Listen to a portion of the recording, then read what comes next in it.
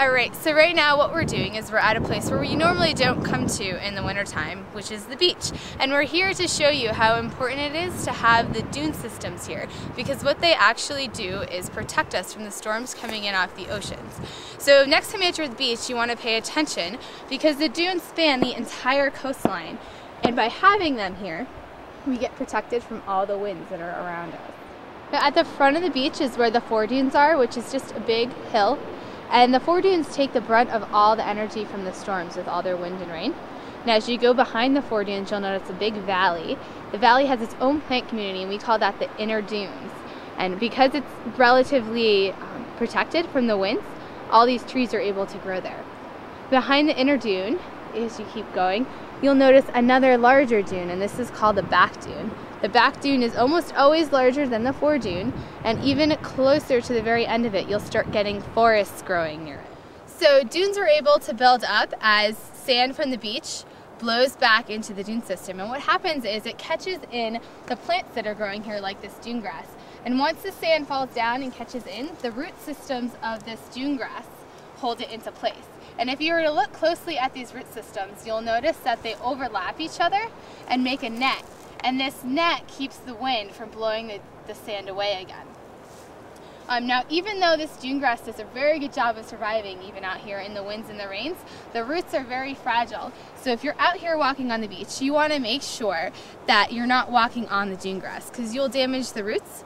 And with the roots gone, there's nothing in place to hold the sand, and you'll cause a lot of erosion here on the beach. So along with providing protections from coastal storms, the dunes also are really great habitats for plants and animals. And this habitat is the bog, and it's one of my favorite habitats in all of Westport.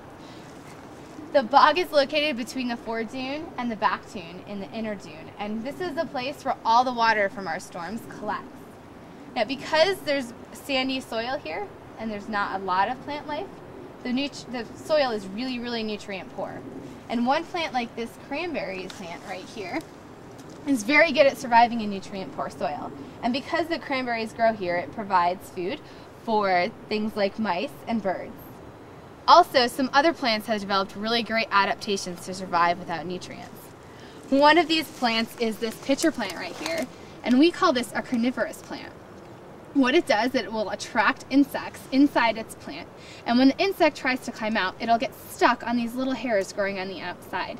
It won't be able to climb out, and eventually it will drown in water at the bottom of the plant, and the plant will digest it and it will get its nutrients. If you do have a chance to come here, you can also look for the sundew. The sundew is another carnivorous plant. It's very small, only about this big. It again attracts insects to it that get stuck in little hairs on the outside of its body. It's tough to spot those, so you want to be very careful where you're stepping. It just looks like a small green plant with reddish tips around their outside. Alright, so we're about to leave the inner dune, and before we go I wanted to show you one of the few tree species that thrives here, and that's this tree right here, which is called the pitch pine.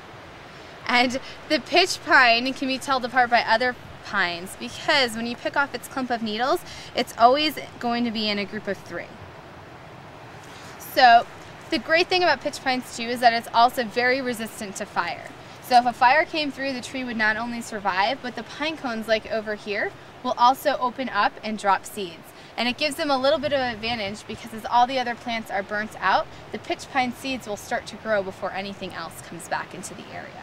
So we're about to leave the dunes and head out to the beach. Right now, as you look around, you'll notice there really aren't very many plant species, but during the springtime, there'll be things like beach pea and beach rose and seaside goldenrod.